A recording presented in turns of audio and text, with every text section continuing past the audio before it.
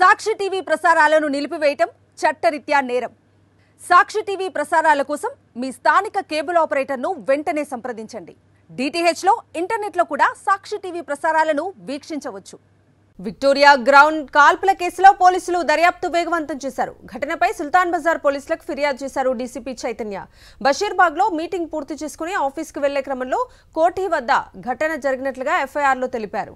Victoria ground కాల్పుల కేసులో పోలీసులు దర్యాప్తు వేగవంతం చేశారు. ఇదే అంశానికి సంబంధించి పూర్తి డీటెయిల్స్ అందించడానికి మా ప్రతినిధి సుస్మిత లైవ్ లో జాయిన్ అవుతున్నారు. సుస్మిత,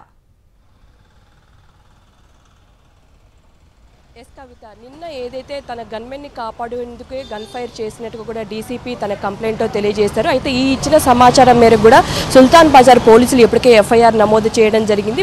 బషీర్బాగ్ లో డీసీపీల మీటింగ్ జరిగింది. అక్కడి నుంచి కూడా వస్తున్న సమయంలో ఈసామియా బజార్ ఏదైతే కోటి వద్ద ఉందో అక్కడ చైన్ స్నాచర్స్ అలాగే సెల్ ఫోన్ స్నాచర్స్ ముగ్గురు కూడా ఆటోలో వెళ్తున్నారు. ఆటోలో వెళ్తున్న సమయంలో ఒక వ్యక్తి దగ్గర నుంచి సెల్ ఫోన్ స్నాచ్ చేసే ప్రయత్నం చేశారు. అది ఎవరైతే డీసీపీ డ్రైవర్ గమనించి డీసీపీకి తెలియజేసినట్టుగా కూడా తెలుస్తుంది. ఆ సమయంలో వారైతే ఆటోలో వెళ్తున్నట్టుగా ఆ ఆటోలో ముగ్గురు ఉన్నారు. ఆ ముగ్గురిని కూడా ఆటోలో వెళ్తున్న వారిని డీసీపీ వెహికల్ కూడా ఫాలో చేసింది. ఫాలో చేసే సమయంలో ఎవరైతే ఓమర్ అనే నిందితుడు ఉన్నారో అతను పూర్తిగా కూడా వెనకాల పోలీసులు వస్తున్నది కూడా గుర్తించి అతను అక్కడ ఆటో నుంచి దూకినట్టుగా కూడా చెప్తూ ఉన్నారు.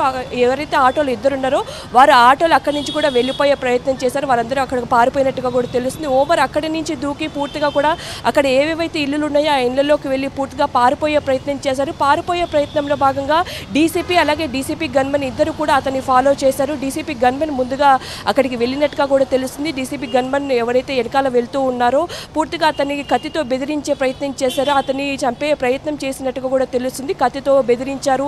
సో చాలా వరకు ఇళ్లలోకి ప్రవేశించారు. ఇళ్లలోంచి టెర్రస్ మీదకి, టెర్రస్ నుంచి విక్టోరియా ప్లే గ్రౌండ్లోకి దూరారు. అక్కడ సమయంలో కూడా గన్మెన్ని కత్తితో బెదిరించారు. కత్తితో బెదిరించి చంపే ప్రయత్నంలో భాగంగా డీసీపీ ఏదైతే వాళ్ళు రన్ చేసే సమయంలో గన్మెన్కి సంబంధించి పిస్టల్ కూడా కింద పడిపోయింది. ఆ పిస్టల్ని డీసీపీ తీసుకొని తాను ఎవరైతే ఉన్నారో ఆ నిందితుడు ఓమర్ పైన 2 సార్లు గన్ ఫైర్ చేసినట్టుగా కూడా చెప్తూ ఉన్నారు. మొత్తం 3 రౌండ్లు జరిగినట్టుగా కూడా తెలిసింది. 2 రౌండ్ల బుల్లెట్లు తన బాడీలోకి ఏదైతే ఎక్కడైతే ఇంజురీ అవ్వదో ఆ పార్ట్స్లో కూడా షూట్ చేసినట్టుగా కూడా చెప్తూ ఉన్నారు. వెంటనే పోలీసులకు సమాచారం ఇవ్వగా చాదర్ఘాట్ పోలీసులకు సమాచారం ఇచ్చారు మొదట.